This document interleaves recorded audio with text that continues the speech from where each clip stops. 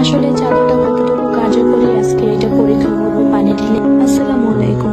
অনেকদিন ধরে একটা ইচ্ছা ছিল একটা ওয়াটারপ্রুফ চাদর অর্ডার করবো, কিন্তু অর্ডার করতে খুবই ভয় হয় যদি ভালো না হয়, আর যদি চাদরটা নর্মাল চাদরের মতো হয় পানি দিলে ভিজে যায়, আবার ভাবে যদি সফট না হয় অনেক মোটা হয়। যাই হোক, সব ভয় দূর করে আজকে অর্ডার করে ফেললাম। এবার খুলে দেখার পালা যে এটা কেমন। এটা দেখে তো নর্মাল চাদরের মতোই, একদম নরম আর সফট ছিল। আমরা ভাবছিলাম যে এটা আবার ওয়াটারপ্রুফ কিভাবে হয়। যাই হোক, এবার চাদরটা বিছিয়ে দেখবো যে কেমন চাদরটা। আমার ননদ করে বলে আমি চাদরটা বিছিয়ে দিচ্ছি।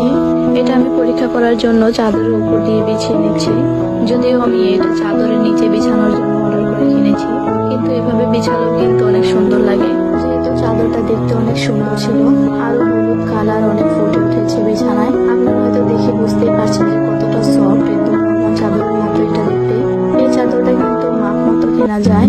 আমি আমার খাটের মাপ মতো অর্ডার দিয়েছিলাম, আর এক এক মাপের চাদর এক এক রকম দাম হয়। এই তো মাশাআল্লাহ, অনেক সুন্দর লাগছে আমার বিছানাটা। এবার আমি এখানে পানি দিয়ে দেখবো সত্যি সত্যি কি এটা ওয়াটারপ্রুফ কিনা। এই তো আপনারা তো দেখতেই পারছেন, এখানে পানি দেওয়ার পর কচু পাতার মতো পানিগুলো দৌড়াদৌড়ি করছে। এটা দেখে তো সত্যি অনেক অবাক হয়ে যায়, তো সফট কাপড় কিভাবে ওয়াটারপ্রুফ হয়। তারপর আমি হাতে ভালোভাবে দেখছিলাম যে এই পানিটা নিচে যায় কিনা, কিন্তু এটা কচু পাতার উপর যেরকম পানি দিলে যেরকম হয় ওইরকম হচ্ছিল। এবার আমি এই চাদরটা উল্টো করে দেখছি ভিজেছে কিনা। না, একটু ভিজেনি। যাই হোক, চাদরটা আমার অনেক ভালো লেগেছে। আমার মনে হচ্ছে এত টাকা দিয়ে চাদরটা কেনা আমার সার্থক হয়েছে। যাই হোক, সবাই ভালো থাকবেন। আল্লাহ হাফেজ।